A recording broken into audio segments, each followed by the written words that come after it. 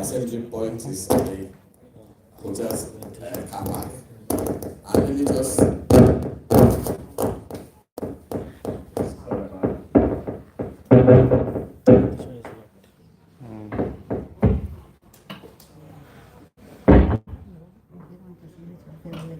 if you are using the hotel's car park, it means you are going to pay.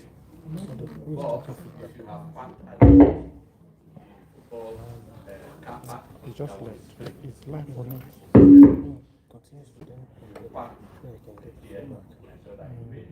I want to reset it since it doesn't allow it. I want to quickly recognize the Somebody's already presence of the Sheffield Mayor, Sahid. Can we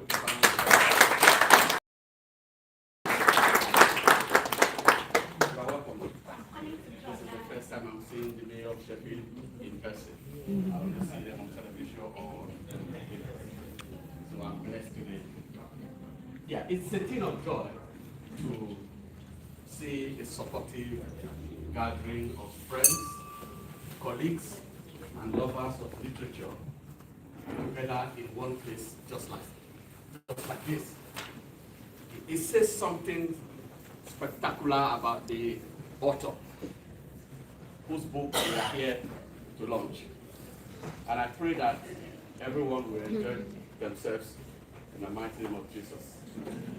I know it's not a Christian gathering, but forgive me, I'm a minister in the church. So every now and again I find myself, doing an ecclesiastical job, even in a secular, even when I'm functioning in a secular capacity. So please forgive me. That's about it for the housekeeping. You want to go to the toilet, you go where they are, and the fire exit, you know where they are. Enjoy yourself, feel free to have a chat, make new friends, and acquaintances. And for the book, is a welcome development. This is when she told me she was reading a book that she wanted to launch today, I was thinking that the book was going to be about the easiest way to make heaven, or how to detect, or how to detect the Jezebelian spirit. I didn't know that it was a book that I would find very useful. If I had seen that book before now, maybe by now I would have been at the peak. Who knows? God bless you, man, for producing this book. And I don't want it to end here. I look forward to seeing you write many, many more books in Jesus' name.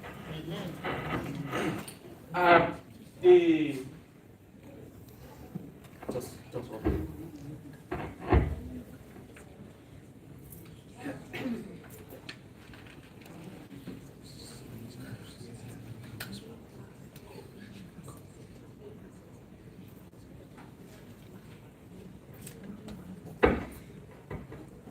Sorry about that. I just want to take instruction from my boss.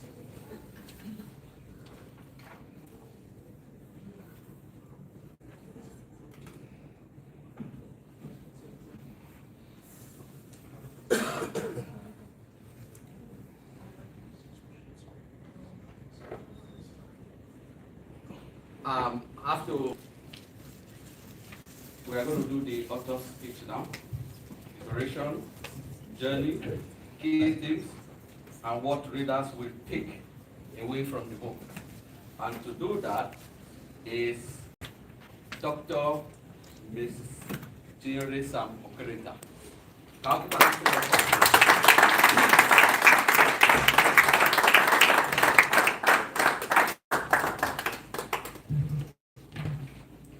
Thank you.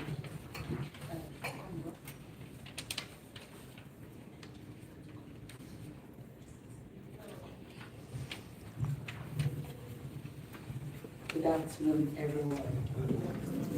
I'm so excited that I actually don't know what to say or where to begin from.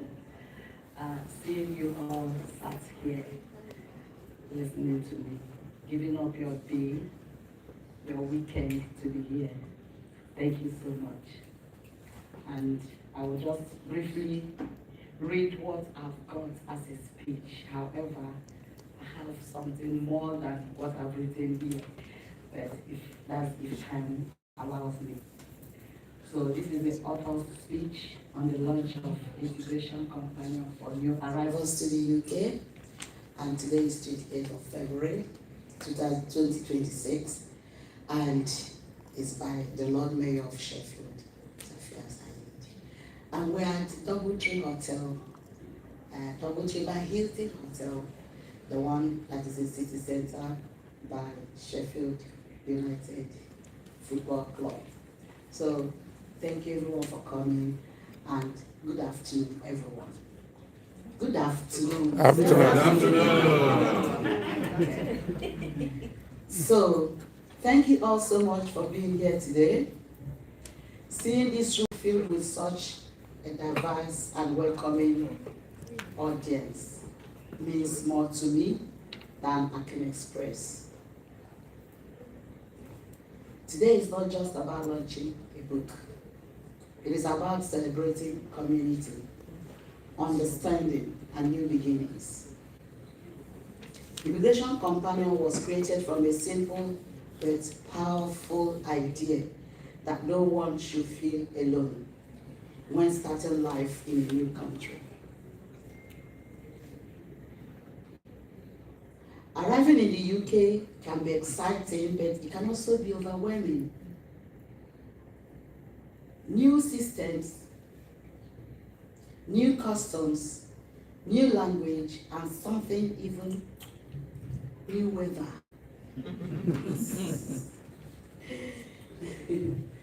It's a lot for anyone to take in. This book is my little and small contribution to making that journey a little easier. Okay? So this project grew from conversations, I'll come to that. Read stories from people who had just arrived, people who wished they had known certain things sooner, and people who simply wanted reassurance that what they were feeling was normal. I listened to experiences of confusion at bus stop, uncertainty about healthcare, nervousness before the first job interview, and the quiet loneliness that can come with change. Those voices shaped every page in my book.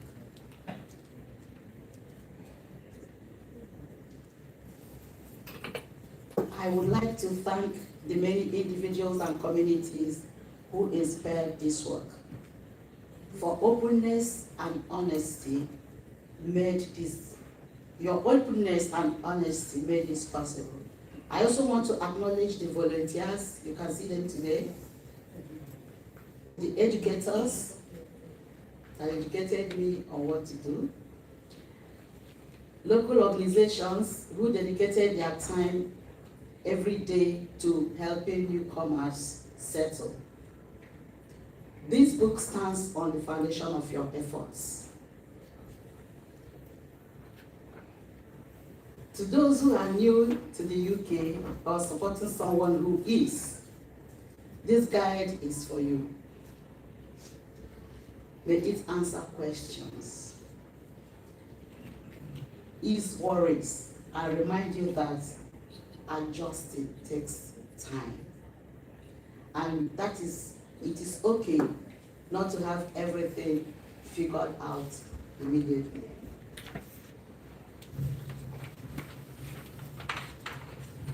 And to everyone here today, thank you for believing that small resources can make a big difference.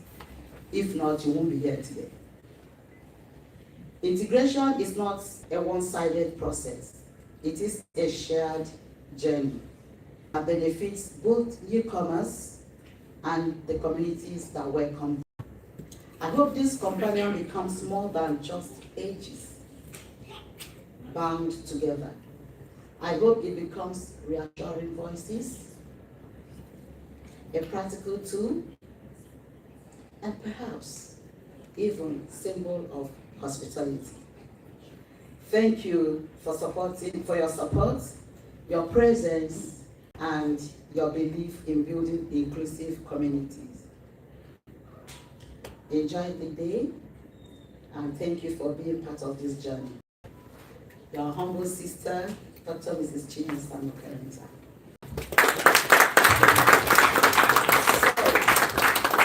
I just read this, but I won't leave this place without honoring somebody. I'm sure some of you know the person. And that's my hero. Please, can you join me, sir?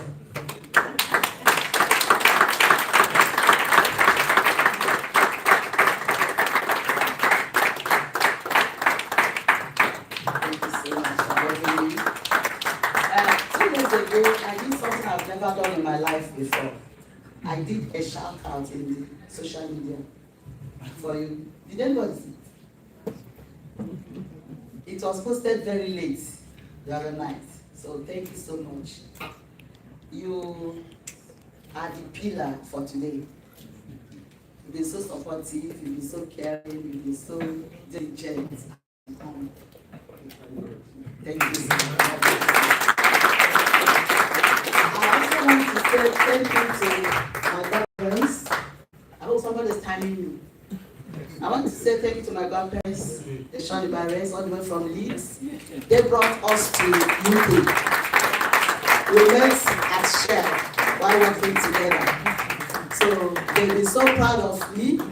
Daddy, thank you so much. God bless you. And they've been fathering us and mothering us, you know. God bless you, mommy. Yeah, if they don't hear from us 2 days, Daddy will want to send the police to come and check on us.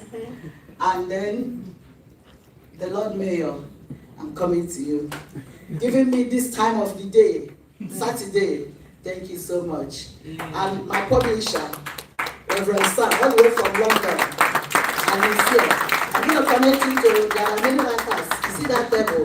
A lot of writers are assembled there. Thank you. And these are my team from Huddersfield. I left this team almost 2 years ago, but we are still in touch. Thank you. I don't know, see my people in Sheffield. Oh God, everywhere. Thank you, my Royal Assembly people celebrating me, my VA people, my community people. And hey, the Royal Highness himself, you're here. God bless you, sir. Welcome. And he's our leader, the Igbo union leader, and he's the chief. Thank you. You're hiding there. That's my colleague in Liverpool University. She came all the way from there. Welcome, welcome, welcome everyone. I can't welcome everybody now, but later I will do that. So that MC, see if my time is up, you tell you. Okay.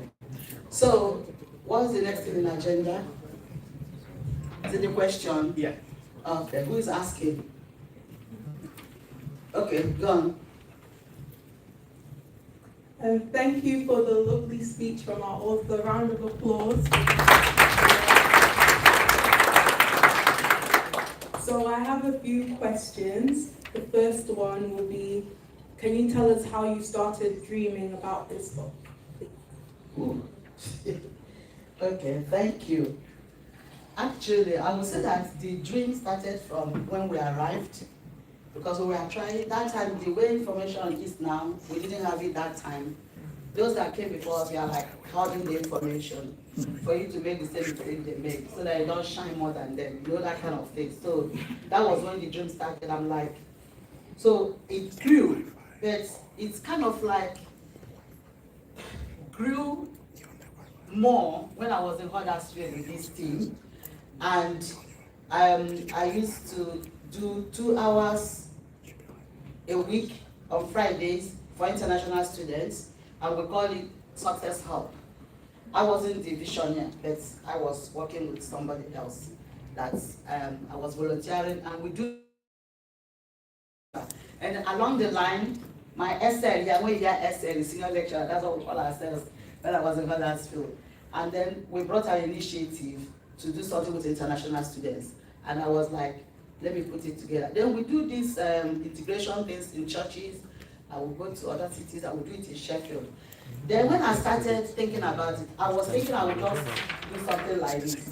So my children, which you are one of them, said, Mommy, are you not going to write it like a book and sell it? I said, look, do I have the time?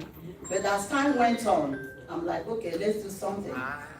Let me do something. I've started writing this book since 2022, okay? Then that time, there was a lot of japas in the country. Then when the policy changed, japa is relocation, relocating to UK. So when the policy changed, they reduced a bit, so the passion reduced. Reverend Chike, welcome, sir. I didn't see you. Welcome, sir. Yeah. So that was how it started. And I now said, I can't sit down to just write everything that is in my head. I had contributors to the book who want to be anonymous. They didn't want their name to be on the book. I'm like, okay, no problem. So I have Patrick there. He's a social worker. So I went to him, I said, they take our children anyhow, they call me to the police anyhow. What do I tell people when they come to the country newly? So if you read that chapter, he contributed a lot to it. I have a GP, Dr. Sunday, that thing you wrote for me, those tips you gave me, I modified them. I have a financial advisor that contributed to it. I have, where is the employer? Is Pastor Jonathan here? He also contributed to it. You contributed to the university's life thing. And then my son said, if they are reading this book, they can't type to the links. Why not put a scan code? It's a digital market. I said, nah, that's your own. Oh yeah, take the links and develop the scan code. That was how everything came together. And then my son. Then I called it Welcome to the UK. That was the title. But along the line, one day I just woke up from a dream. I said, this is my book. I need to finish it to help people have a companion to integrate. That was how I changed the title to Integration Companion. Yeah. But then to design the cover was a problem. Yeah, I've not forgotten. Reverend Chike gave me an endorsement. SL did endorsement. My line manager in the university presently gave me an endorsement. And is it forward? Then our overall existing manager, director in UK, RCCG, in Europe, Pastor Modipe Afolabi, also gave me endorsement. She would have been here today. Yeah, thank you. And I have some reviewers who will be speaking later. Sam the second, can I have the thing on the screen? You should not laugh, because I have my amateur thing I want to show you. Where is Sam now? Is my time still there? It's on the screen. No. I went to AI and say, I need book cover. I need people that are from Africa, from Europe, and from Asia. So this was what I generated from, and I put it there, AI generated image before they carry me. I said, let the African people wear it and go. Let them carry a baby. You know, this was, and then let it be an airport where they have arrived. Did you see my arrival airport there? We saw it. And the aeroplane has landed here. And we're on top of Britain. Yeah, so. Welcome. These are my children. So the thing metamorphosed. Hey! See your woman. The thing metamorphosed to that stage. When I sent it to my editor, Buchi Umesi in Gambia, he put in a lot of work to this book. Very fanciful, very beautiful, very everything. But when my publisher saw it, he has not even read the book. He went, this one has tripled your printing cost. Because every page was the flag, every page was the design, so I said, okay, we'll work, no worry. So we moved from here, I moved from here, next slide please, to something like this. So that Buchi, I told him I needed aeroplane, and this, so he gave me this as the book cover. I'm like, I'm keeping your concept up there. I said yes. And there is flag. I said yes. I said, well, you see this one? I don't want anybody coming from the river. I don't want boat arrivals. I'll be going against, the Lord Mayor is here. I don't want people coming from with the boat. The Lord Mayor, are you listening to me? Yeah. Do you want people to run through the boat? No. I said, I don't want it to, so we change it again. Next one, please. I said, okay, since it's what you want, let me just leave the flag and the aeroplane there. I said, the book is too flaggy. It looks so put another one. I just said, no, this one looks so hard. But the concept is that I want the aeroplane. So when I sent it to the publisher, can we go to the next one?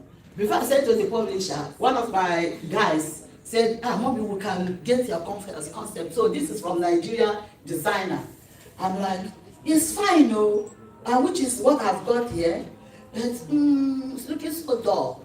So we moved on. MC, if you don't tell me my time is up, it's your problem. 2 minutes now. So thank you. We arrived with this from the publisher. So he gave me his website. He said I should go and choose what I want. So my concept is the British flag and the aeroplane landing. So, and this is so beautiful, concise, and presentable, and class. Thank you, sir. Thank you. All the way from London, my husband's colleague. God bless you. Thank you. It seems like it's been a long time coming with a lot of people collaborating to make this amazing book. One last question. We want to know where you're going to see this book in the future, in the next 5 to 10 years. What are your long-term dreams and plans? Okay. Great job interview, love. Thank you, darling, for that question. It's one thing to have a dream. It's another thing to birth the dream. But it's more important to have a vision for the birth of the dream. Does it make sense? So that your question is in line. Where I want to see it, thank God the Lord Mayor is here, is I want to see it in the hand of every new arrival in the UK, whether you're a student, asylum seeker, or you're a COS, anything. I want to, because I don't want people to struggle the way we struggled. And that's why if you look at the book when it comes out, it's very concise, very small, according to my publisher. I wanted it, is it 900 grams? How many grams? I say no, it will be too bulky. So he did it concise so that they can carry it in their bag. At the back of this thing, there are 1 month diary where they can record something, because I remember those days I would ask my husband, hey, what did the doctor say? Which day? Well, he said that you are with the appointment. I said, no, it's you with the appointment, you know, that kind of thing. So I put that there so that they can document at least the first 1 month how they are moving. So where I want it to be actually in the next few years is every UK embassy in every country in the world should have this. Everybody that passes through immigration, did you see me my immigration stand there, should be handed this, or they download it if the publisher puts it. I don't know, even the book, I don't even know how much he's telling me today, so he will come and tell us. At this point, it's my singular honor, not my AC's honor, to call the Lord Mayor of Sheffield, Lord Mayor Safia Said, for her speech, and after that, thank you for those questions. Thank you.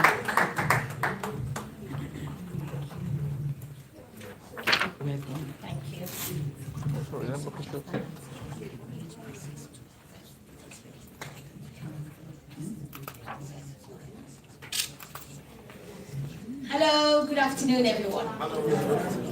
Should we do it a bit louder? Hello, good afternoon, everyone. That's it. We need to stay a bit awake. So my name is Councillor Safia Said. I am the councillor for Burngreave Ward.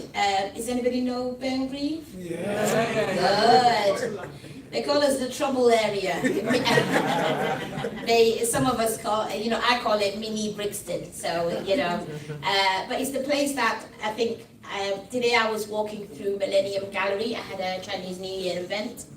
And I've got a big coat, so I have to put my coat on and tied so I can hide the necklace. And I was saying to the Millennium Organizer, I said, I feel quite vulnerable in the city centre than Burngrave. If I walk around with my necklace in Burngrave, no one will touch me. Everybody knows who I am. Everybody protects around Burngrave. People know what it means by respecting certain, women in leadership or mothers in the area. I feel quite safe in my area than actually in the city centre. And she couldn't believe it. And it's because as community workers and grassroots workers, we work on you work on being recognized, you work on being out there, you work on being connecting for many years with the businesses and their families. And nobody fears home, so I have been, I came to this country in '85. People that come now, they're quite spoiled because there's always a cousin that speaks more English. We were 8 families in Sheffield, Somali families. So coming here, it was very limited in terms of helping you to get into school. I had hand-me-downs clothes for the first 2 years. I had second-hand shoes. My mom, we came with 6 siblings. We stayed in hostel for many years, for almost a year. We ate the same food because as a Muslim as well, you're scared of pork or anything that has anything else on it, gelatine. So we had beans and cornflakes, for the rest of the day until we ended up having a flat. And then we didn't understand snow. We didn't understand why it's so cold coming from Somalia. Or myself, I was born in Dubai. My father was in oil. And there wasn't a lot of friends you could make in school very quickly. They didn't know where Somalia was. I had to pretend I was near Saudia until people caught on what they teach in geography in the schools. I don't know, but people didn't figure out where I was from. So this book would have made a lot more sense for us. It would have helped my family so much to have, even just going to the GP, speaking to a reception, was a really, we had to wait for an auntie to come to the other side of Sheffield so she could find us here. Obviously there was no technology, so we had to rely on finding us. The bus drives past the cathedral, and then that's our time to get off the bus, to get onto the second bus. If we're talking or laughing with friends and we pass that cathedral, we won't know how to get home. So that cathedral was our time for us to swap buses. There wasn't a certain restaurant we can go. We didn't know where things was, only because there wasn't a lot of support out there until we ended up speaking a bit more English and everything like that. So even things that we take for granted now, so something like school canteen, it was really difficult to read the labels, on certain. The good thing is that immigration now, people that do arrive to the country, they speak English, they read, they have professions, they've been working for many years, but we don't speak nothing. And all you recognize is chips and beans and pudding. So one day I decided, I said, no, this is really nice egg. I'm gonna have a Scotch egg. You see, I'm not supposed to have a Scotch egg, so I don't eat ham or pork. But I ate it, and I really ate it good. Then they said, oh, you're not supposed to eat it. In a way, I really wanted the egg, but of course I prayed a bit more harder afterwards. I didn't tell my mom, she doesn't know. And so thank you, Doctor, for authorizing this book. This means we still have, many of my family came here through reunion, so refugees, war-torn countries. A lot of the things I get today, recognize it. And this would have made a lot more sense. I am with your vision. I do feel that many of these books need to continue. I do feel that they need to be at the library, they need to be at the checkpoints, they need to be at the airport, they need to be in hostels, homeless, hotels, things that, processes that need to come. Also, it needs to be at the universities and school.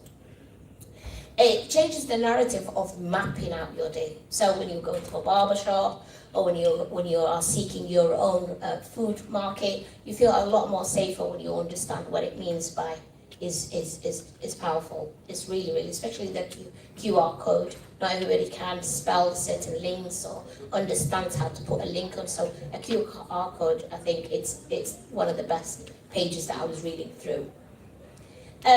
For me, I became a Lord Mayor and I became a politician in 2021. And one of the things that I understand is the fear of immigration, fear of integration, and fear of, having that kind of attack on what the government has always said. Although that fear happens, most of the fear, it's on the ground, it's in the hospitals, it's in the schools, it's in the universities. Our staff, black and ethnic minority or refugee or somebody with an extra language always gets attacked in a very systematic way. And that's because most racism comes from not understanding us, comes from ignorance, comes from family values, things have not been introduced to. This kind of book would help for certain management to understand what we need to go through, what we need to have. So I do ask you today that whatever you read in that book, whatever you seek in that book, you guys really need to use it on the social media, on any contacts that you have that we need to promote this book.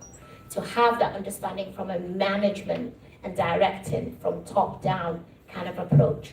Very important. We don't keep things to ourselves. We make sure that we push it onto the teachers.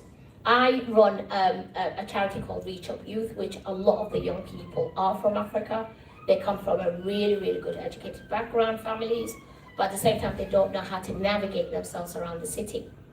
So for me, I'd be using the young content creators to bring that book It Is.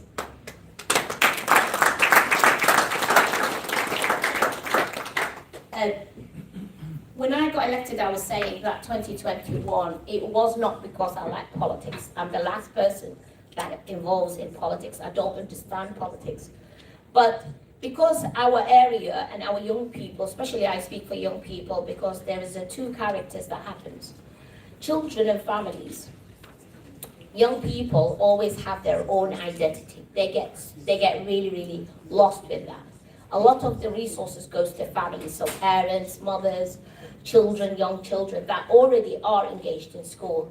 Young people, they don't have their own identity, as in like having certain pathway on their own. So when they come here, they're probably the first to speak English out of the whole family. So they will always translate to a mother or an uncle or a father or somebody from the other side of that community. So we need to really, really emphasize they are the bridge of the whole, how the whole family work, the young people. One of the things that I've discovered that depression can happen when you become isolated. So when we all lived around COVID, there was a massive isolation working from home. A lot of people are used to big families. They couldn't get that. In 2020, my father passed away. And my father was a really big famous Somali man. Very, very famous. And then when he passed away, only 2 people could come to his funeral. So it was really, really degrading and isolated, but I understand why. Maneuvering yourself around that, into the funeral, into what you're having and you've just arrived, that's also a factor. It's not only about dentists and how you can go to a GP. It's also when you lose a family. How do you maneuver yourself in terms of the grieving, the counsel, the therapy that we may have? That's another thing. The government is changing all the time. So this book in 10 years' time will continue to help the ones that are trying to integrate here. But it will always need some funding to also update itself where it is. Lastly, it's about pushing. That's my advice to you. It's about pushing. When I got, after the 4 years I worked as a councillor, I was up for 2024 to apply for a Lord Mayor. But they said I had to continue to be a councillor first. The second time that I was up for an election, I didn't campaign. I refused to campaign. So I didn't have no posters. And the reason I did that is because if I did not work those 4 years in the community, I will not knock on anyone's door the day that I need to be voted for. That was my own promise to myself. But I won the second time, hands down, I won. And that's because whatever you say within that booth, when you go to vote, you need to understand who was there for you within that politics point of view. But if you don't have this book, our people don't vote, and our communities need to start understanding who supports your church, who supports your mosque, who supports your school. You need to understand about politics. Politics is about system, and if you don't understand the man-made system, that is very, very difficult, then you have not got the power. You will stay where you are in 10 years' time. That's the problem. So we're talking about lost generation. We haven't got any history. I'm the first generation here. I wasn't even born here. So my children are actually the second generation. So when I put my application in, and they said, what position do you want this time? I said, I'm going to go for Lord Mayor. I said, you are? I said, of course I am. Why? I don't know. The same reason I went to become a councillor. Representation. Yeah. And the same reason is because people are tossing my application room out of there, my name out of there. Why are they doing that? So for the reason that I protected the young people when I became a councillor, and I said, excuse me, why these people are not getting any funding? Hello, why is her bathroom broken? Why is her ceiling doing this? I need some respect here. I need respect. And that little card gave me the power so that I can get a private room instead of sitting in a reception. That's why I became a Lord Mayor. It's by nature. When people say don't do something, I usually do. By nature anyway. But my point is, I wanted to make history. For me, I have 5 children, 4 daughters. I'm a single mom over 10 years. If they do not believe in me, that I can get myself in uncomfortable places, how am I going to push my daughters? What would I do for my child, my only son, to respect women if I am not the one who's teaching them what the women need to be, what kind of protection we need around that thing? So for me, becoming, after 128 years, the first black woman to be in a position where her application form was thrown out of the room, and I applied again, and this time was, why are you scared of a black woman to lead the city? Because, and the leadership is the one that went down to it. The thing is, you need a community, and you need to really work on your community. You need to push your community.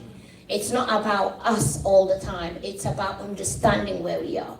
We are councillors, or we are doctors, or we are all of this for our community first. And we need to be representing you in rooms that you cannot enter. But equally, we need to bring that information, water it down, and speak and give our communities to take responsibility and accountability for them to stand up. So no matter what, myself and the doctor, we come in the middle. We are the bridge. We will continue to build those bridges. But you guys need to rise up and help us to continue to build that bridge. Thank you very much for this.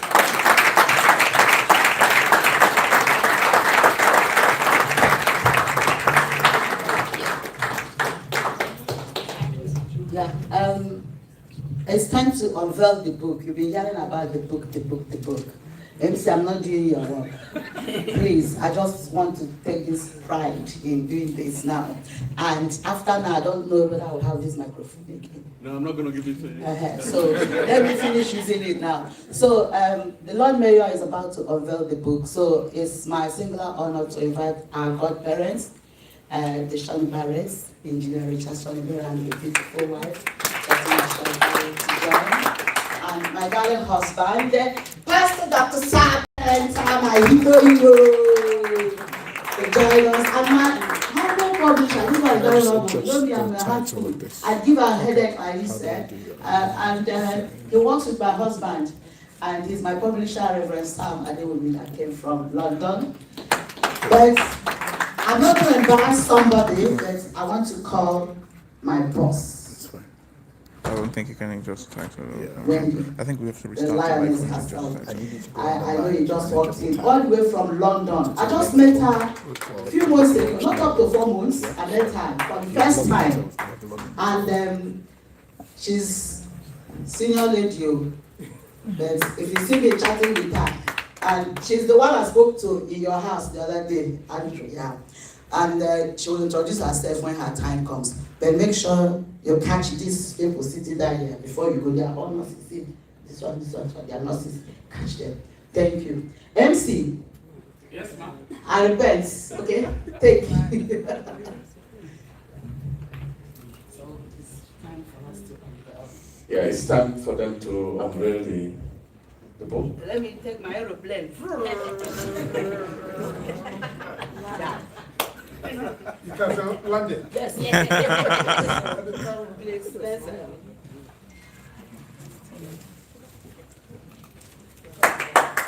Let's put our hands together for them.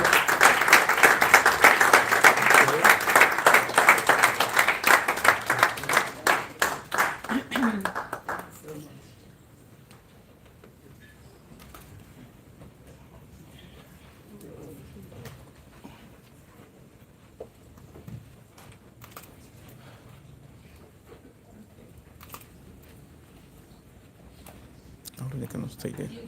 I think somebody can.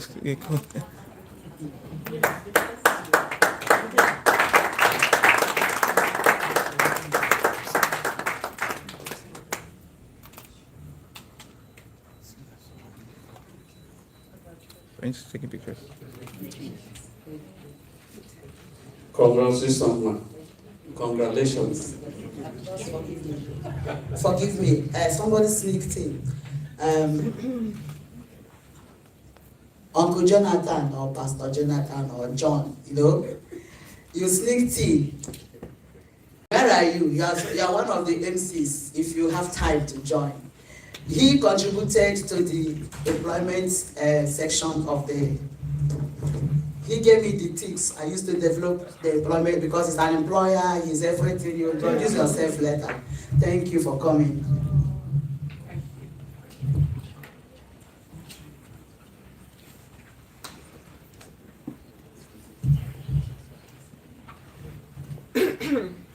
That's you. Come on, let's give a round of applause to that amazing piece of work. I don't think a number of us recognize how historic a moment this is. Certainly in our communities. I was so inspired by the story, and I walked in quite late. Doing all respect to you, respect to our mayor. You'd have this stereotype that by the time the person is a mayor, they're of a certain age. Maybe they've not used white powder like I have done this afternoon. But they've done so many careers and they've had to break through many walls. But you could just see, hearing our mayor, the sheer grit, sheer determination to represent, to set a good example, and to just stand in there for her community. I think it's amazing. Let's give another round of applause to our mayor. So inspiring that I think it's quite easy for us, especially who came originally as immigrants, to be sucked in the agenda of just trying to make a living. So much so that we're sucked into, we can't raise our heads above the water to understand what else can we do for the wider community. And it's great when we come for occasions like this with a book like this that is targeted at getting us to just think a bit wider, a bit less about ourselves, and a bit more about the community. When I was younger, I had the comment that if you wanted to hide anything from anybody have what I was going to say? Please say it for me so they will not quote me on stage. Just say it. All respect, no stereotype. Yeah, no. If you want to hide anything from an African, put Well, it in writing. Let's give him a clap. Give him a clap. Yes, it was said. I heard this, but I thought, how can that be true? We're educated. They said, I'll repeat what he said. If you wanted to hide anything from an African, proper hide it. Stick it in a book. You rest assured they will not open it. They will not read it. They will not find it. How can that be? It just doesn't mean we don't read. Of course we read. There's people who are highly read. But sometimes beyond the scope of our academic endeavor, you can rest assured, there's no broader than that. And I've been given the signal to move on very quickly. Thanks for that. But because of that, we want to bring up two people who have managed to read this book. And the idea is that when we all get copies today, we'll all go and read it. And the first person I'm going to call up to tell us what he found when he read this book is in the person of, he would have been by now if he's not, Dr. Akintebi, Abiodun Akintebi. Let's welcome him. He's a professional accountant, a very open-minded individual, and also a key representative of the Nigerian community. Let's welcome him again. Thank you. Thank you. Good afternoon, House, and once again, Lord Mayor of Sheffield, good afternoon. Yeah, my role here is so simple, and that is just to more or less share with you what I've read from the book. And rather just giving you some highlights, because the book is loaded, and I felt, why don't I just document it and share based on what I've observed from the book. And so please permit me to read from my notes. Thank you. Integration Companion for New Arrivals to the UK by Dr. Chinyere Sample Carrington. It is a privilege to celebrate the launch of Integration Companion for New Arrivals to the UK, a substantial and thoughtfully crafted guide comprising 9 comprehensive chapters across 204 pages. This work represents a significant contribution to migrant orientation literature, combining practical instruction, cultural guidance, and reflective empowerment within one coherent volume. Relocation to a new country is not simple a physical movement, or it is something that you can see as a transition that affects identity, routine, finance, education, employment, and social relationship. Dr. Chinyere, just to kindly allow me to briefly go through the various chapters of the book. Chapter 1. This outlines a comprehensive orientation to life in the UK. The opening chapter offers far more than a greeting. It provides a foundational orientation to British life. Readers are introduced to the country's diversity, including its multi-ethnic and religious composition, helping to contextualize the social landscape into which they are arriving. Practical preparation is the central here. The author addresses the following: preparing for the UK weather and seasonal transitions, emotional transition, adaptation, and integration stages or strategies, transportation system, including local and national travels, buses, trams, trains, as well as road use, accommodation options, types of housing, where to search, and tenants' responsibilities, opening a bank account and understanding financial identity in the United Kingdom.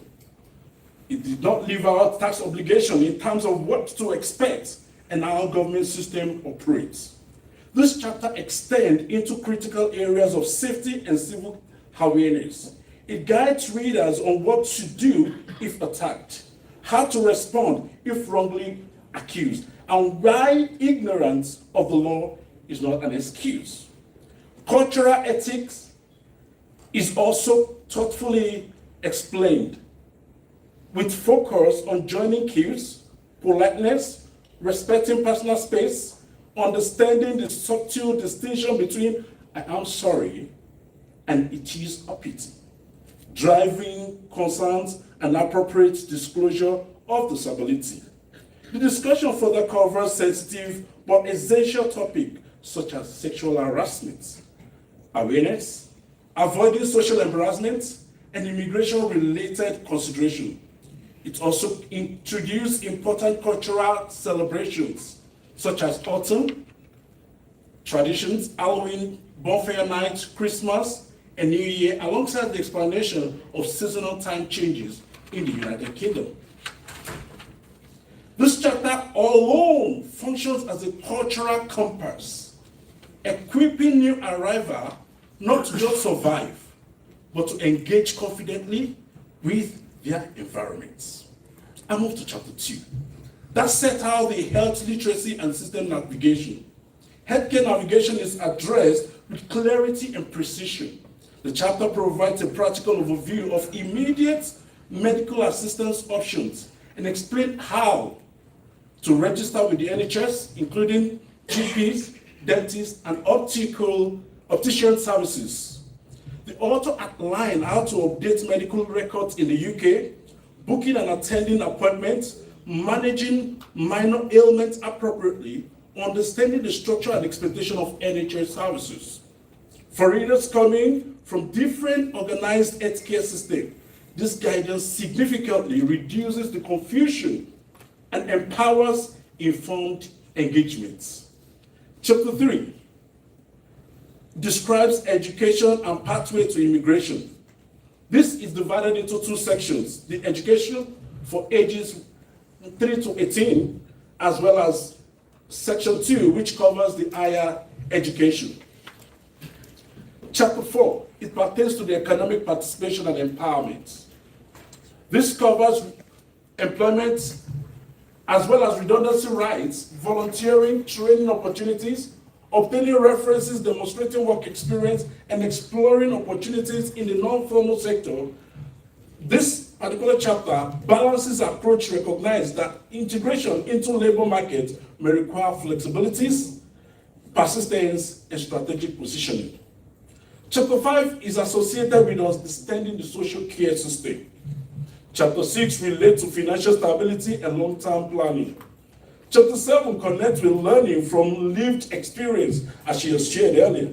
And chapter 8 provides digital accessibility and real-time resources, thereby not restricting you and I to just reading this book, but also having something like QR code to scan and be able to have the relevant information at any given time. Because over time, the paper could get outdated, but the QR code keeps you relevant. And I'll move to the last chapter, which is chapter 9, having a bearing to reflection and personal accountability. Of course, one could see it as more or less like a blank page. But this final chapter invites readers to document their initial activities, appointments, milestone, and reflection.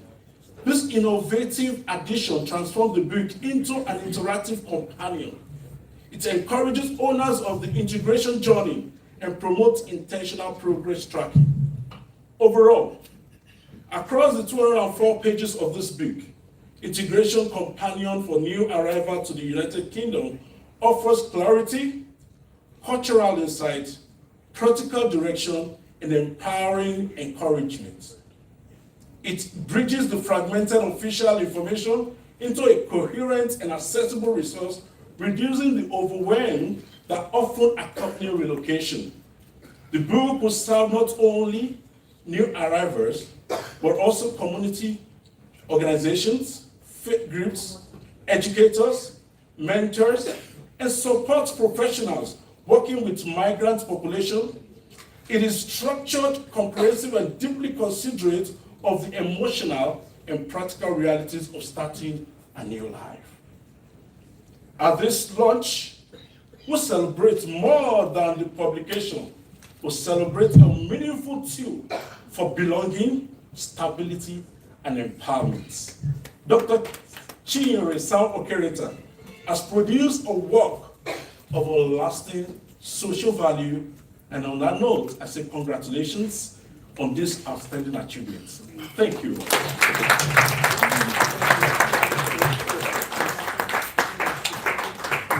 Thank you.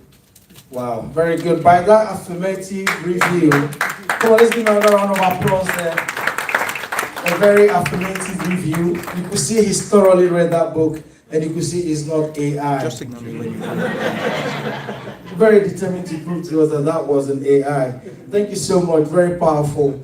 And I hope you grab your book and you pay particular attention to some of the things he noted. Now, our next reviewer happens to be a lawyer by training, a data governance professional, and a very massive social media influencer. I want us to welcome Yejide up the stage to review the book. Thank you. Unfortunately, your time is going down a little bit because so basically keeps 5 minutes. All right, thank you so much. Good afternoon, everyone. He said a lot, and I was just thinking in my head, like, what am I going to say? But thank you so much, Pastor Chine, for the opportunity to review this book. I want to say thank you to everyone who's here, and to the Lord Mayor, Councillor Safia Said. It's lovely to see you, and to all the special guests who are here. So before I do the review, I'm just going to ask a question, and I want you to raise your hands if you know the answer. So does anyone here know that the UK flag is called the Union Jack at Sea and Union flag on land? If you know that, raise your hands.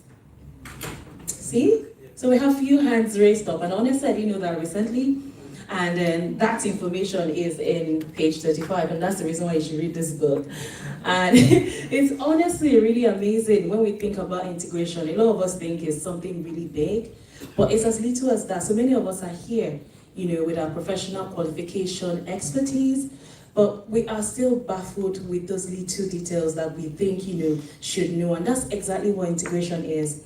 And while I was reading this book and I was thinking about that fact and how it baffled me, I remember this very popular book. It's called, it's a movie actually, Coming to America. I'm sure a lot of us watched that movie. And you can remember when, Prince Akim got into America with his royal robes and he walked in there, with the chains and everything, and he struggled to fit into America. I remember this particular scene when he woke up in the morning and then, came to the corridor and he said, "Good morning, my neighbors."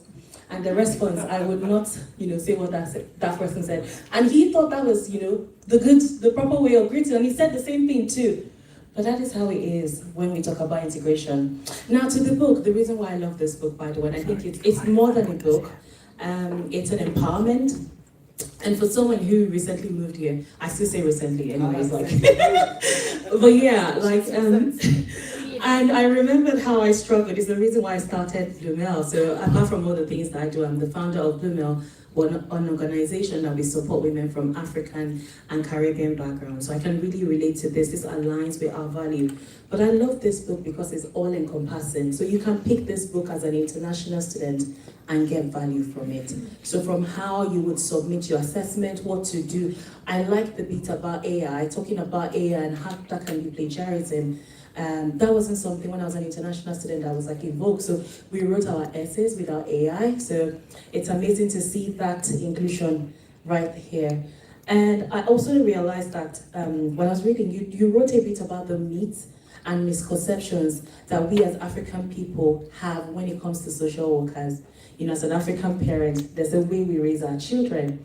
There's basic things that we do. A little knock there, spanking. But it's different when you move into a country like this. So I love the fact that that was dealt with. I also love the financial bit. So talking about financial planning, what to do, what are the different accounts that you can, open. As little as and basic as it sounds, these are things that you deal with when you move into a country, when you're trying to find your fit. I also love the links that you put here. So it means that the information here can actually be updated. You can go to the government, website and find that information. So this is more than a book, it's an empowerment. So thank you so much for doing that. I'm going to employ everyone here. Get this book for your friends, your family, your enemies. They should have a copy of this. You should have a copy of this in your house. So thank you so much. That's all I'm going to say, but it's an amazing book. Thank you. Even your enemies, because you might be able to win them over and they'll become allies. So that's absolutely brilliant. Can I pass this extra microphone? Let's leave it here for now. Thank you so much. That was amazing, wasn't it? Let's just give another round of applause to Yejide Adewonka. She definitely thoroughly enjoyed that book. And immediately following that, we're going to have a panel discussion. And while they set up, I am going to make amends by doing what I failed to do in the first place. So I literally just walked in, grabbed the mic, and then I started talking. I didn't even give the courtesy of introducing myself properly. So I just want to introduce myself, and it's not going to be much to it other than my full name is Jonathan Japata. I work as a business improvement consultant. I also enjoyed making a contribution to the career section of the book because I just found it quite intriguing that a lot of people transit into a different culture and sometimes just don't know how to apply the careers they started doing in their various countries before coming here. So I get particularly passionate about supporting and coaching people through how they might be able to just protect their careers and make something really good out of it and not just make do with anything they have to do or their friends tell them to do. So if anything I want you to know about me, that is a passion. So that is how I get connected to this material, because I think if we're not careful, we just work on hearsay and we miss the opportunity to actually work at a level of our noble mayor today. Most of us, I like to think, will be inspired enough 10 years from now, might be sat exactly where she is now. Hopefully, if you think that could be a possibility for you, maybe you want to just give me a round of applause, maybe. Clap for yourself if you think you might just be in that position. And on that note, I'm going to welcome a panel conversation here. I think we have about 20, 30 minutes for that. And I'm not going to steal her job. I would allow Yejide to 20 minutes, yeah? So very tasty conversation. Let me welcome Yejide to introduce the panel, please. Let's applaud her as she takes over.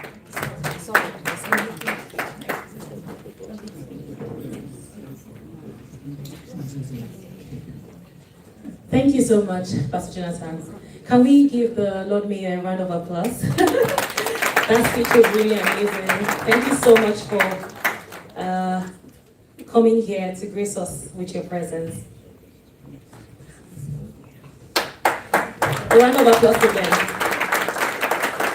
So my job is to introduce the people on the panel. I just realized I don't have all of the names.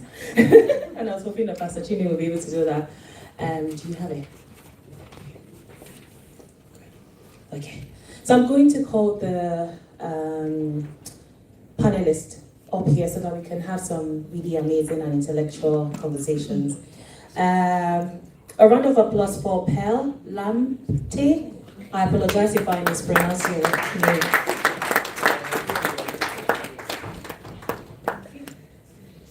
And do we have Sheon Stephen Jacob in the room? A round of applause for him. Sheon Stephen Jacob, thank you so much for joining us here. And last but certainly not the least, Chioma Ochiana. A round of applause for her.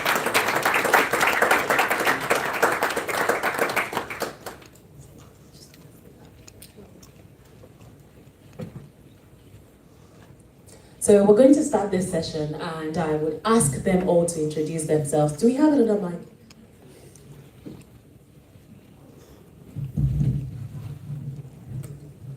Okay, so we'll start with you. If you could just, in few words, tell us about yourself. Okay, my name is Chioma Ochiana, and I came into the UK 2023, September of 2023. Next. Hello everyone, and thank you for this opportunity. My name is Pearl Lamte. I'm a senior skills educator at the University of Huddersfield. I came to the UK in September 2018, and I used to work as a teaching assistant for international students. So I supported international students that arrived at the University of Huddersfield through also accommodation, everything, and I might talk about it as the discussion goes on. Thank you. Good afternoon, everyone. I'm blessed to be part of this panel of discussion. My name is Stephen Jacob, as you all know. I came into UK in 2022. I work in health and social care. That's just part of me. Thank you. Thank you so much for the introduction. So I'm going to start by asking you, what does the word integration, what does that mean to you personally? So maybe you've heard, if you want to start. That is a very interesting question. I guess I might start with an expectation. So before I came to the UK, I'm from Ghana. So I applied and I knew that I wanted to study in the UK. So in my mind, I thought when I come to the UK, my friend is going to be British, my colleagues are all going to be British. I was expecting to learn a lot about the English culture, the way when we had exchange students. So I used to work at the University of Ghana as a teaching assistant. They would be infused in the Ghanaian culture. I would take them places to let them really experience what it means to be Ghanaian. But when I got to the UK, I got the shock of my life, because then I was very lonely because I was in Bristol. I didn't know anybody. And unfortunately, I didn't make any local friends on my course as well. So I missed that opportunity to integrate in that sense. And I was quite disappointed. And one time I just started looking for Ghanaian friends, to be very honest. Like, I needed a bit of home to soothe my lonely self. Yeah, so for me, integration is understanding the culture that you are a part of, and also playing an instrumental role, at least being able to give your own quota to that community, and feeling that double process of being part of something that you're proud of. So that's it.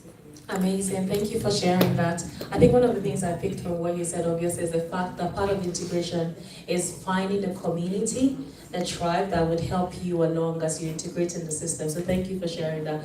And then when you said that bit about understanding, I was thinking it's when people say to you, hey up, or there's some other slangs that they say to you like, you're right, and you're thinking that's an invitation to, come and tell them your problem. It's not, if you hear that. Yeah, thank you. Shiwan, I'm going to ask you this question. So, what surprised you most about living and working in the UK? Well, good afternoon, everybody, once again. Working in the UK, well, I think it's one of the, we see it as one of the newest things you ever imagined to do. Especially when it comes to the environment you work, the culture, and how you try to adapt to the system. I work in health and social care. There are a lot of do's and don'ts. For some of us who came from Africa, work in financial institutions, work in corporate services, public services, we discovered that the game is changing here. It's a different thing, the ball game. You can decide not to go to work right there, and no one to question you. You can even call your boss, you're not coming to work, you're sick, and someone just pardon you and said, oh, sorry. But coming to the UK is a different ball game on its own. It's something you just have to, it takes a lot of dedication and commitment for you to earn something to your pocket as well. Because if you don't work, you don't eat here. That's what I see as the culture and the beliefs in this, the practice in this system in the UK. And when you come to UK, there's something you need to understand. For me, I believe in our culture, in acting at home. I could just maneuver my boss and tell my boss I want to work, I want to do this today, and they will just accept me. But here, everything is digital. Everything is being monitored. You can't just call in and say, I'm not coming. It has to be pre-planned. So, it's a different ballgame that we need to understand and work and flow with. Thank you. Thank you, Sean. When you said the ball here, I felt it in my system. I felt it in my soul, but I could feel the impact of that. But definitely, you'd realize that it's not the regular routine here. Things are different. The way things are done here, and it's one of the culture shock that we all deal with. And we get here and we realize that it's different. And I think what you said, someone has referred that as the hustle culture, the fact that you have to work to pay your bills. Back home you don't have to pay for your rent every month. You do that, annually, and you're okay. But here, you're paying for energy, water, and so many things. So yeah, that's a whole lot to take into as a new person. Chioma, coming to you, and I think you have a really unique perspective. So you lived in multiple countries, and what would you say makes the UK integration unique from the other countries that you've lived in? First and foremost, I would explain how we got to the UK. My husband is a student, so we had to come with him. And in other places we went, we didn't go as students, so it was a different ballgame. And in other places we've been to, because we went on employment status, so it was easier to integrate. And then the company were able to, help us to integrate seamlessly. But here, as I mentioned, we came as students. My husband is a student, so we came on our own. And coming here, even from the time we got our air tickets to come here, was already a struggle because we got scared and we didn't have a transit visa. On getting to the airport, we found out that we couldn't fly. And we lost 60% of our money, and we needed to buy another ticket immediately. So it was already a very big shock. And then when we landed, before we came in, we needed to sort our accommodation. And in other places, we already have an accommodation. But here, we needed to do that ourselves. And we needed proof of fund, proof of this, proof of that, death and birth certificate, blah, blah, blah. I mean, there were too many questions. And so it restrained us in the type of accommodation we had access to. We were only able to get the one that the landlord was patient enough to go through all the documents. Others, because we are not in the country, it wasn't easy. So we didn't have information of what else to do. So when we came in, we had to stay in Airbnb until we were able to sort out our accommodation. And when we finally settled in fact, it was quite a lot. Because like I said, in the other places, the business we worked for took care of us. But here, we needed to take care of ourselves, and it wasn't an easy one. Even to the point of finding school for the kids, it was also a dilemma. In other places, it was sorted. But here, we did it by ourselves. We kept calling council. In fact, my son didn't get into school until after 2 months. And it got me so worked up. And so it's not easy, and it can't be compared. Thank you for sharing that, John. I think two things that I picked up is, number one, UK is the land of DIY. So you get to do it yourself, unlike back home when you have help and you have people doing stuff. Number two is how invasive the system can be. And I know how it is. You want to get a job, you want to get a house, they would ask you questions. The name of your grandfather, where your grandfather was buried, even if you can send pictures of the tomb. So that is how invasive the system is. So it's really nice to get that perspective from you, that you've lived in different countries. Yeah, an interesting perspective. Pearlie, I'm coming back to you. So I wanted to ask you, Pearl, what mistakes do you think new arrivals make because they don't understand the UK workplace system? Okay. I think the first thing is how to apply for jobs, first of all. Back home, depending on how linked you are, you might be able to get a job from a recommendation from an uncle, an aunt, or maybe your parents actually own the establishment, so your job is already assured. But in the UK, you need to apply for the job. And one mistake that I think most of us, and I did as well, is aligning your skills with the job role. So I used to read, so I'll go on Indeed, find a job, I'll read a job description, and I know I can do that job, but then I'll write a personal statement, a very, forgive me to say, flamboyant one with all the, I write a personal statement like the one I write for a cause when I came to study, and forget all the keywords in the person specification, just because I know I can do the job, but then I never hear back. It took me a very long time to learn that I need to be almost printing those person specification words in my statement, to get picked up and then to prepare for the interview. So I think understanding what the role is in terms of the person's specification. I think the second thing I'll mention is also is looking for, or which jobs to look for. So depending on our background, sometimes we tend to look for specific job roles. So maybe teaching assistant, you're looking for maybe psychology, or you're looking for a specific one. But in the UK, one role, the same job in terms of the actual work itself, can have like 15 different job descriptions. And for example, I introduced myself as a senior skills educator. Some universities is teaching fellows, different roles. So instead of looking for maybe teaching assistants alone, sometimes you can look for the skills. So if you know that you do planning or you can do project management, you look for those keywords and look for jobs that actually require that skill, rather than just doing maybe project manager alone and then you get maybe 2 or 3 and they never call you back. That's very relatable. I remember one time my manager said to me, and I know you guys, you learned how to speak the Queen's English. Well, it's different here. When you start writing emails and you realize that that's not the way it is. Everyone is simple here. When you start writing, it is crucial, it is germane, and they're like, no, you can communicate in a better way. Thank you for sharing that.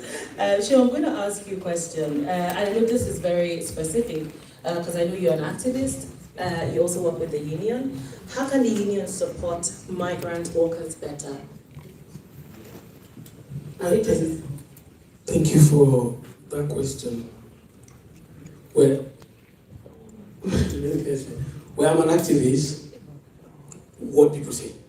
People say I'm an activist. But I'm myself. Well, I believe how union can support the migrant. I'm going to take it to every union, not specific, but I'll start from most popular union that we used to see, trade unions. Now, for union to support you, you need to support yourself. Now, if you don't get yourself acquainted or get yourself along with the union, you will not be known. Now, let me give an example from in a place of work. I'm very sure there's nobody that has about £300,000 to do a litigation in the court. You would rather use the money for your mortgage, probably. And the cost of litigation in the UK is about £300,000. But when you get yourself acquainted with the union, you discover that even your employer is afraid of the union. So it's just like an access code of your subscription. I'm not advertising the union. Sorry. It's just that the integration, what Dr. Chino was talking about. Integrate yourself in the system of the union so that the union can also understand how to help you. Now, coming to the migrant, there are a lot of ways union can assist the migrant. This is one of them. The book. It's not just a book, it's an impartation. It's a recommendation that everyone needs to need. The do's and don'ts. I think it's loaded in that book. The do's and don'ts when it comes to the UK. And there is also what we call Life in the UK. I think this is one of the Life in the UK books people need to read. And these are some of the things that when the reviewer was talking about what is loaded, I said, this man is my former lecturer, the late lecturer. I've tried to, let me not call his name here. So he was analyzing how details those books and how effect they can make in our lives. So these are some of the things I personally would recommend to the union as well. My own union. That do you know that this book can also help some of our members to really understand the do's and don'ts in the area, the community they work. The Lord Mayor was talking about the community. Don't forget about the community. Union is one of the community you should not forget about when you go to UK. That's so one thing I always tell people. And I believe, there's a slogan I used to say that when you are working and you don't belong to any union in the UK, you are a living ghost. You are working, but you are a ghost, but you don't even know. Because look at you, look at prison. employer is standing by the gate of the prison to just push you down there. Some, let me not generalize it, some. So we need to get ourselves, make ourselves available. Then the union also gets to understand you and also help you. That's their slogan. Help those who help themselves. That's what I'm saying. Thank you. I was just going to say, I hope anyone is listening from Pastor Chini's team. Make sure that he gets the book to his union. And thank you for sharing that. And also, a reminder to get acquainted with your union. Chioma, I'm going to ask you, how do you think this book can help new arrivals integrate properly? It's going to help in a very massive way, I would say, because if I've had this book, I think there are many mistakes, or there are many things that would have get it better. For example, I've mentioned about even finding accommodation and how that stressed us out, or even myself getting an engagement, it stressed us out, and I'm still dealing with the struggle, because I found out that there are some people who are willing to help, and there are people who are not. But if something is standardized in a book, there's little you could find from people, especially when you come across the ones that are not willing to help. And I would say that we dealt so much with isolation and loneliness, because where we positioned ourselves, our accommodation, it was in student setting. And then we just come in and go out, and that was it. And we were not able to mix up well enough. So there are some information that we didn't have access to. And even as little as opening a bank account was also a struggle, because there were many questions. Get this, get that, And at that point, for example, when I got in, I wasn't working because I needed to take care of the children mostly. And a lot of times when I tried opening an account, it was the online ones that I was able to get through. But for High Street Bank was difficult. So perhaps this book will be able to solve that problem. And then when I think about even the use of broadband, there are so many things. What I found out about UK is that there are so many options. But the question is, how do you narrow down to the one that best suits you? It's a problem. And also, there's something I'm skipping. The system of school able to maintain a stand. Okay, for example, if you're posted to a place which is not close to you, what do you do? Because there was a time we had to accept what we're getting, not because we wanted it, but because we need to move on. So these are many things that the knowledge from this book can help us navigate. And the book actually has all of that information. So, like I said, privileged to have read this book. Breaks down the school systems, all of these things. Where to even go to open a bank account, because obviously, like you said, the traditional banks, it's really hard to be able to open an account. So get this book and you get all of the information. So one last question, and I'm going to throw it out to the three of you. What advice would you give someone landing tomorrow? It has to be get this book, because I'm going to get it myself and I'm going to go through it carefully, because there are still some areas that were still stranded, The other time, of course, we are coming, I am a Nigerian, right? And there's nothing like credit card in Nigeria. So when I heard about credit card, I was like, no, I'm not going to get on board. But until we get to a process and we're told that without credit, you don't have any credit, so there's nothing you can. I was like, how? How do people reason like this? Why should someone in the first place be going for credit card? Well, this book would have changed that narrative from the time I came in. Just a quick one. Yeah, I think get this book, that's what I would say. Because sometimes if you know what you don't know, then you can find out. But it's the things you don't know that actually trip you off. So yeah, just get it and everything is in one place. Well, let me say, for me, something does not exist is something you would think you don't know about. But once something exists, you are not, it's not there's no excuse for you. If this book existed when we came, Dr. Sam and Dr. Pastor Chile, they were both on the stand when we moved into the difficulties, what we passed through when I came in 2022. But I think maybe one of those things will motivate, one of the things that motivated her to write this book, I guess. But the truth is this, if you don't know something, you can give an excuse on it. But if you know that this thing exists, you don't have excuse. This book exists from today. And this book goes everywhere, on Amazon and everywhere. For every incomer that comes to the UK, there is no excuse if you can't get the book, no matter how costly it is. It's not even going to be costly because the knowledge in it is worth millions of pounds. So our advice, get this book and get knowledge. That's my way. Information is power. Thank you so much. And that brings us to the end of the panel session. A round of applause for our panelists. Thank you so much. I just love Sean. They said I'm an activist. Wow, that was a very good one. Let's clap for them again. Another big round of applause.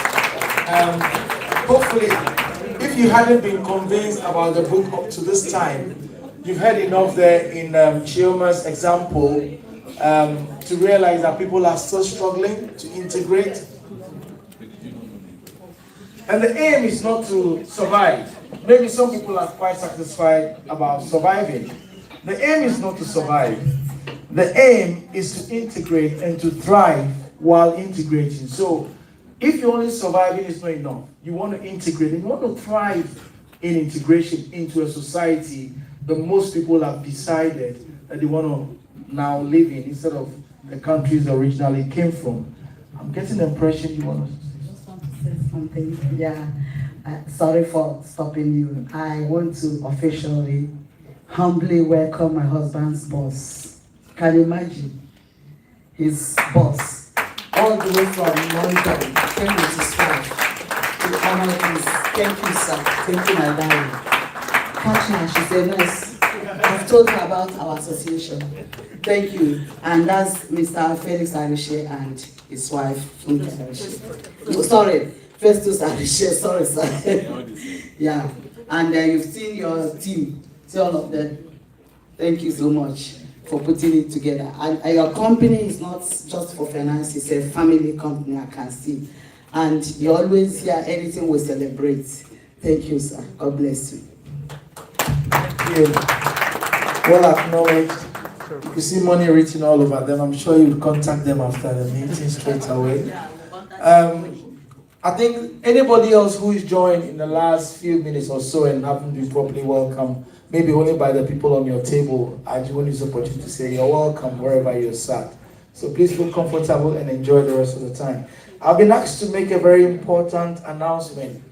If you're not parked, or rather, if you're parked in this hotel's car park, you might just save some money by moving the car to the Sheffield United car park, which is in the same big enclosure, but it's just away from this designated hotel's car park. I was blessed by an angel as I was driving in. Luckily, he's even heavenly angel because he's wearing the collar as well. This powerful man of God just pointed straight away, please, no, you want to park there. And I just followed it and I started telling everybody else who I saw. And it's lovely when, as people, we share information, just to help each other. Because sometimes we confuse who our enemy is. It's not within us, it's outside us. So I don't want to say hallelujah because I'm turning to a church. But let's if you've parked in this hotel's car park, it will do you a lot of good to just move the car just a bit out into the Sheffield United car park, and that'll be good, for the day. Thank you. Also, I've been asked to inform you that on your tables there are sheets. I think they're on a very small clipboard, but you see sheets this size. And the aim of those pieces of paper is to allow you, yes please, perfect. If you could please indicate how many copies of the book, so you write your name, and then you say how many copies of the book you'd like. We'll be organizing it in the background for by the time we're done. And then it's all ready and packed up, and then it just gets signed, and then you have it, please. I'm not asking if you want a copy. I said to indicate how many copies you want. That's right. The reason I said that is this book is even most useful if you can get copies, put it in a post and send it to our relations back at home while they're waiting for the visa response. That is when this book is most useful. Obviously, the assumption is they'll open it and read it, as we spoke about in the first place. But you want to send them a copy. By the time they finish reading it, well, they'll decide whether England is for them or not. That will help you. Because sometimes we struggle to convince them about the nature of life in this. We struggle. Tell them, read them. If you read them, the Queen will give you money. They will read it. Then by the time they finish reading it, they will know that your England said, make it take I'm going to US or UK or Canada, which might be colder but a lot more friendly for them. So please, get copies, send it to your relations who are asking you for money every day. Send it to them to read. They might appreciate why the money is not flowing as fluidly as they expect, and also make very well informed decisions. But on a more serious note, please get copies and send them to our folks so they can be educated and their eyes will be open to how to integrate. Those of them, the song says it's already too late, so at least they can start to integrate because they're already here and they're not going back. So please get them copies. London, Wolverhampton, Milton Keynes, wherever people are, get them copies, please. I'm not even trying to sell it. I'm just telling you that is the best use of this book, please. And you've been privileged to know it. You've been privileged to hear the stories here today. The least we can do is to share this book, buy copies, and just give it to people. God bless you as you do that. We're going to go to the next part of the event, and that is a break. So in that break, is that right? It's only 15 minutes. And through the break, we are allowed to just nip out, use the washroom. There are a very lovely spread of refreshments. Not the heavy one that most of us might be used to, but I've seen them. There's very nice aroma coming from that corner to the back. So please go straight there, help yourself to some drinks, help yourself to some refreshment. And then in about 10 minutes time, make your way here. But please write your names on those sheets very quickly and pass it round. Help everybody else on the table to do the same. Your name and how many copies. Your name and how many copies, please. On that note, we'll take a quick 10 minutes break. I think there's a DJ somewhere who's just going to drop some music in the background while we do that. Yes. Where do we keep it? That's a very good question. Are we going to come for them? Or are we coming round for? Are they bringing it to you? Or are we coming for them? They should bring it to you on their way to break. So please, they've asked humbly if you can just indicate it, and then on your way to the break, please drop it on the desk, the payment desk. Very, very good audience. Thank you very much.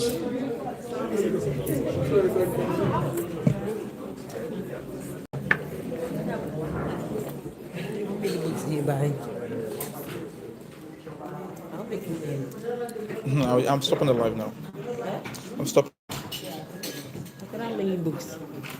No one.